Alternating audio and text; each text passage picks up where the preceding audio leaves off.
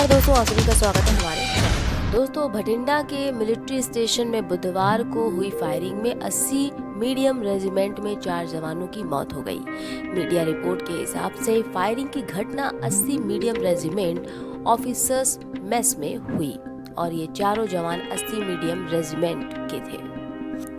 कई लोग ऐसे हैं जिन्हें रेजिमेंट क्या होता है, क्या बताता है, पता नहीं होता। समझिए आज की रेजिमेंट होता क्या है, क्या रोल है इसका। तो आपको बता दें कि सैनिकों के समूह से मतलब होता है रेजिमेंट का। रेजिमेंट कई प्रकार के हो सकते हैं। हर अलग अलग प्रकार के रेजिमेंट में अलग अलग सैनिकों का कलेक्शन यानी समूह होता है और इनके अपने अपने काम यानी दायित्व होते हैं। हर रेजिमेंट का अपना पहचान चिन्ह होता है और ड्रेस कोड भी अलग होता है।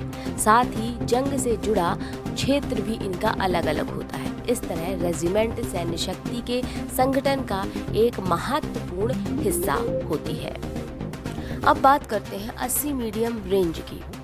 तो इसकी स्थापना लेफ्टिनेंट कर्नल NGK नायर की कमान में 1 मार्च 1965 को हुई। ये रेजिमेंट हिस्सा रही कई तरह की जंग और ऑपरेशंस का। भारत पाकिस्तान की जंग जो 1965 में हुई, इसमें भी इस रेजिमेंट का महत्वपूर्ण रोल रहा था।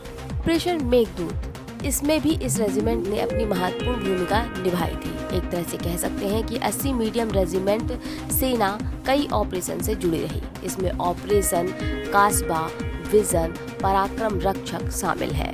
देश में कुल 17 इन्फेंट्री रेजिमेंट हैं, जिन्हें किसी क्षेत्र के नाम पर, जाति और ऐसे अलग अलग नामों से जाना जाता है। आपको बता दें कि देश में सबसे पहले पंजाब रेजिमेंट बना था और जिसका गठन 1705 में किया गया। अब बात आती है कि इनके पास यानी कि 80 मीडियम रेजिमेंट के पास हथियार किस तरह के होते हैं। तो इनके पास हमेशा से 25 पाउंड की बंदूकें रही हैं, 105 mm लाइट फील्ड गन रही हैं, इंडियन फील्ड गन रही हैं, 122 mm के हवित्ज़र रहे हैं।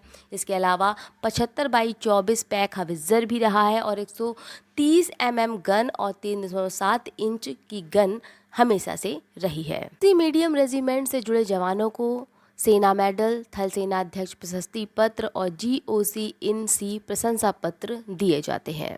चलिए आपको बताएं कुछ रेजिमेंट्स के नाम, जैसे कि Punjab regiment, Rajputana rifles, guards of brigade, Punjab rifles और इस तरह भारतीय सेना में और भी कई रेजिमेंट हैं। जैसा कि आपको बताया कि ऑपरेशन मेघदूत में इस रेजिमेंट ने महत्वपूर्ण भूमिका निभाई थी, तो चलते चलते आपको मेघदूत ऑपरेशन यानी मेघदूत ऑपरेशन को नाम क्यों दिया गया इसके बारे में भी बता देते हैं। तो 1984 की बात है कि 1984 में सेकंड लेफ्टिनेंट DS विस्ट को सियाचिन ग्लेशियर में ऑब्जर्वेशन पोस्ट पर कब्जा करने का काम सौंप दिया गया था।